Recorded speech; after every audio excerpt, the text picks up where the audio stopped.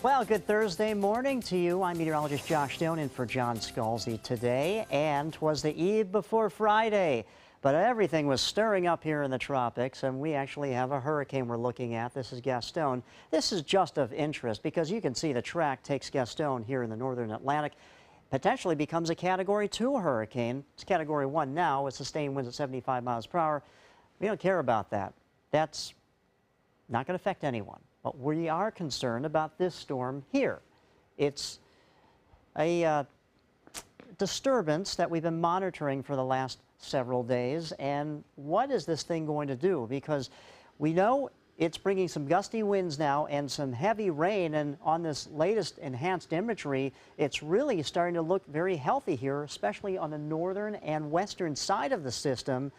And the general track does take it towards the north and west. Some very heavy rain coming down right now, but the water is very warm through the Bahamas. Upper 80-degree temperatures, that is fuel for these tropical systems to get going. However, there's a few obstacles this has to go through. Some dry air out in front of it, and also some high terrain and an area of high pressure to the north of Florida. Now, the tropical track has these models, these spaghetti models, kind of going different direction. One takes it towards Bermuda, so well east of Florida. Several of the models take it to the east coast of Florida, some to the Florida Keys and towards Miami, and then looks like some models now are bringing it to the west coast of Florida. There's a European model and a GFS model that we like to look at these things for tropical movement. And it looks like the European model really blows this thing up to a potential big problem.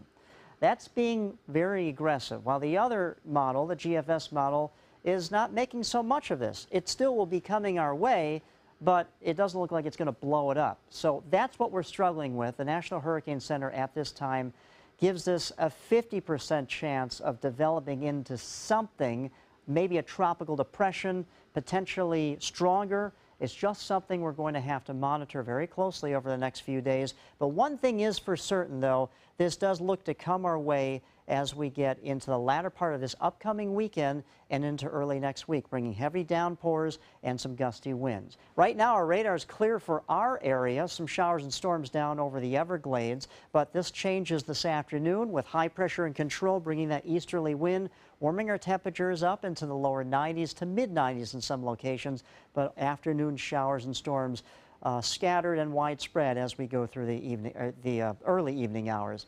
Our current temperatures right now, upper 70s, 79 in Venice, 79 in Inglewood. It is 78 in Sarasota right now. For the beach and boating, sea is 2 feet, moderate chop, inland bays. 89 at the beach today. And as far as the forecast, once again, all eyes on the tropics. We'll see what happens this latter part of the weekend, but 60 to 70% chance of heavy rainfall coming our way.